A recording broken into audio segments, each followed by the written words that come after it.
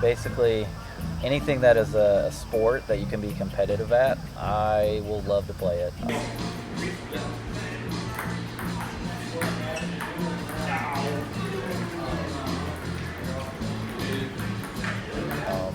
I grew up playing basketball, baseball, and football. Baseball I probably loved the most. It was probably my favorite. Just, I can still watch baseball on TV. I like to go watch it live. I know a lot of people kind of get bored with baseball, but it was probably my first sport that I loved, and I quit it the earliest, which doesn't make any sense, but I think I got burnt out. Basketball is probably the sport I liked the least growing up, and it's the one that I played all the way through high school. It's the sport that I probably love more than anything now. To watch it, to play it, like I'll go shoot. I love playing disc golf, but I think just being able to shoot a jump shot and hear the swish, and it's I like it better than the sound of chains. I think I just truly love basketball. I went and tried out for the basketball team at Berea College in Kentucky, really small school, and they basically told me I could, if I wanted to come there and pay. They didn't have scholarship, but I was good enough to play, and I think that to me was enough, being told that I was good enough to play. And it worked out because I started working for the YMCA, and I found disc golf later that summer. So.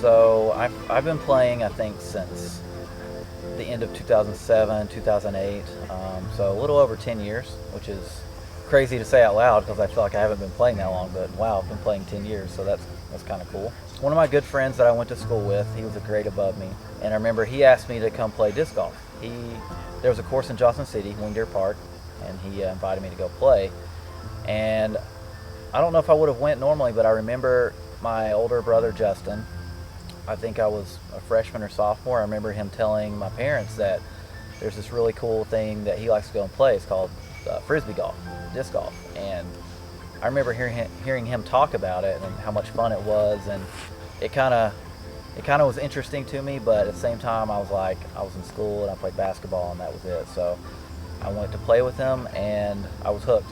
First time I played, probably shot horrible, but I remember one throw where I threw it and I was like, oh wow, this is awesome. That's really cool.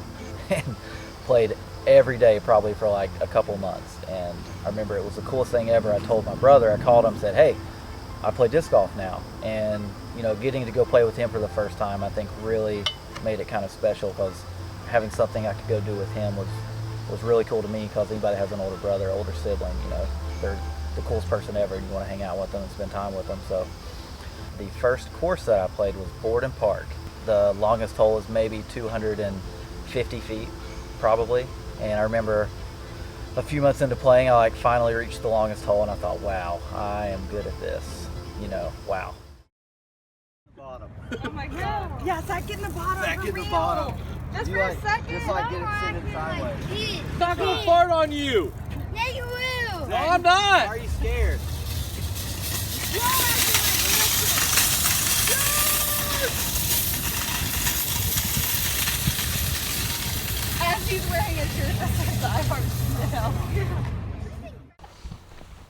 I mean, my most favorite putters I've ever had.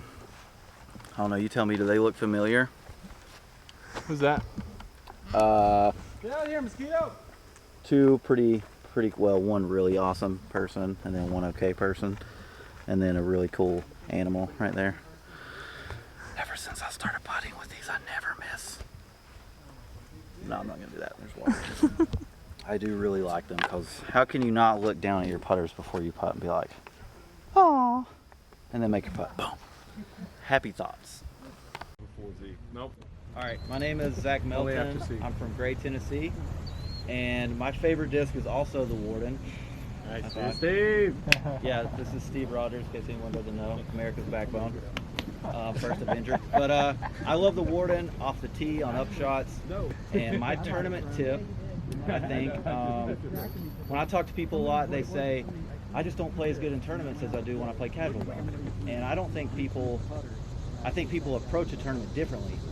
You're still going to the course, you're still throwing off every tee, you're trying to make your putt. But in a casual run, you don't think about that. You're having a good time, you're usually playing with friends, you're talking, and so my tip is enjoy yourself when you go out to play. You know, it's fun to play disc golf, that's why we all do it. Nice. So I live in Gray, Tennessee with my wife, Heather. A really small little dot in northeast Tennessee, and that's where I be at when I'm not on the road. So I feel like my tour is pretty unique compared to most people. I think majority of pros are on the road, I would say, most of the year, you know, maybe going home once or twice. But for me, I really enjoy being at home. I have a wife. I do like to see her occasionally, but I have a big family in general, really big family. I have 6 brothers and sisters, and you know, everybody's starting families of their own, and so I just really like to see everyone when I go home. So for me, it's the longest I'll be away from home is the stretch that we're on right now. If I want to see my family and be at home as often as I can, I typically drive back home through the night a lot after tournaments, either Sunday night or Monday mornings, but it's a lot of extra driving, but for me it's worth it to see family. Traveling and playing disc golf, I think maybe my favorite thing about it is the people you meet, you know, all over the country. You meet complete strangers and you have one thing in common, that you love to play disc golf. And through that one, you know, thing in common, you meet people and you make friends that, you know, you're gonna have, I feel like, the rest of your life. For me, traveling, like, you meet people where you go, and you know, people take you into their homes and let you stay with them, and then they become good friends. And I basically stay with the same people, I think, every tour stop that I go to. And I think that's one of the really cool things about the lifestyle is I've met people in Oregon and in Arizona. Everywhere you go, though, you meet people, and I know some people like to use hotels or Airbnbs, but for me, I think it's really cool to meet people, you know, and they become part of your life, you become part of theirs, and that's probably one of my favorite things about touring.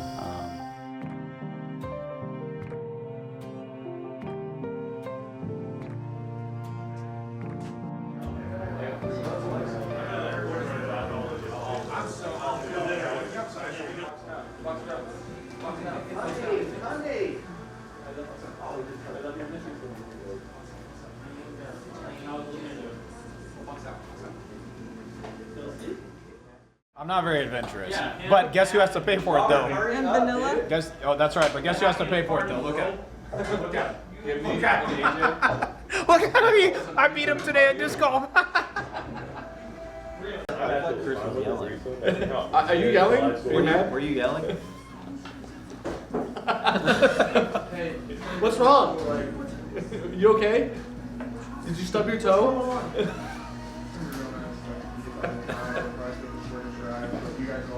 Cody, what's wrong? Cody, what's wrong? I don't know, I'm just thinking about stuff. Ha! Guys. Bye.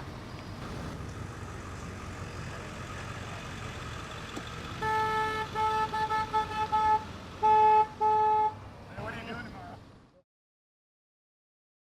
I have baby pictures where I had like bleach blonde hair and it was curly.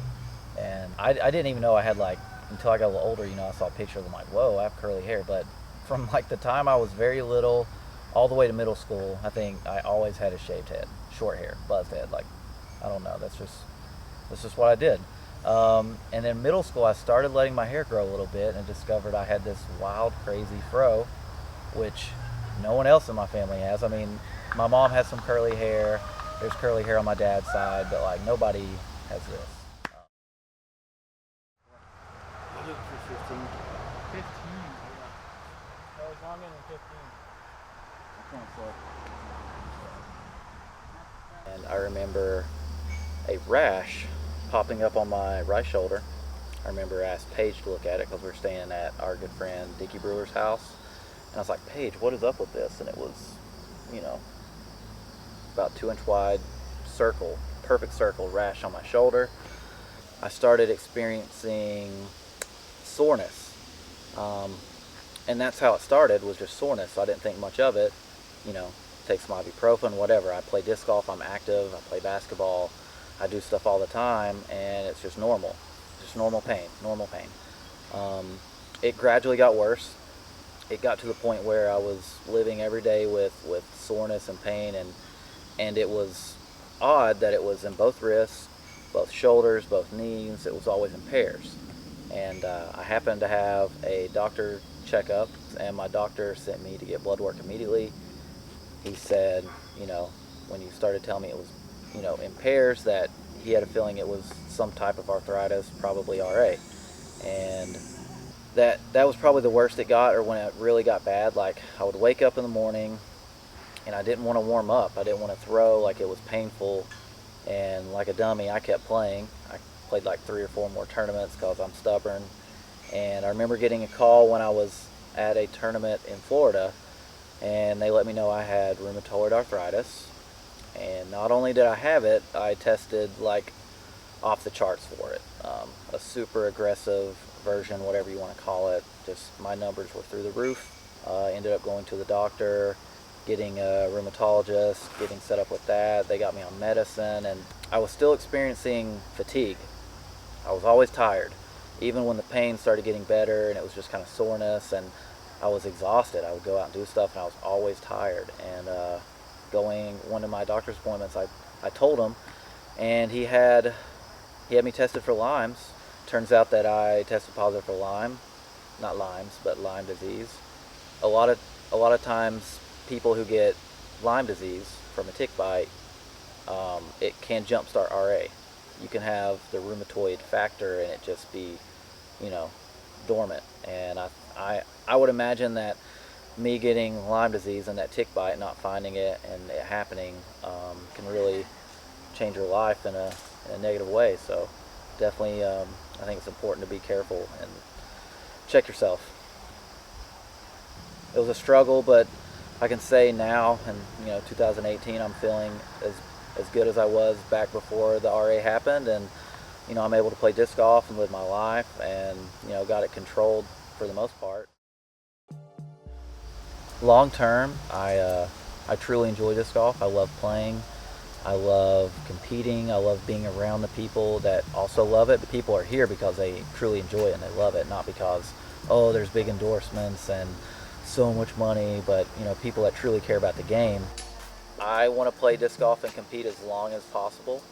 I mean, I want to win a major, an NT, a Pro Tour. I mean, that's the goal, and if you don't have that goal, then, I guess you're just out here for fun. But I want to get as rated as high as possible, just always strive to be better and to improve.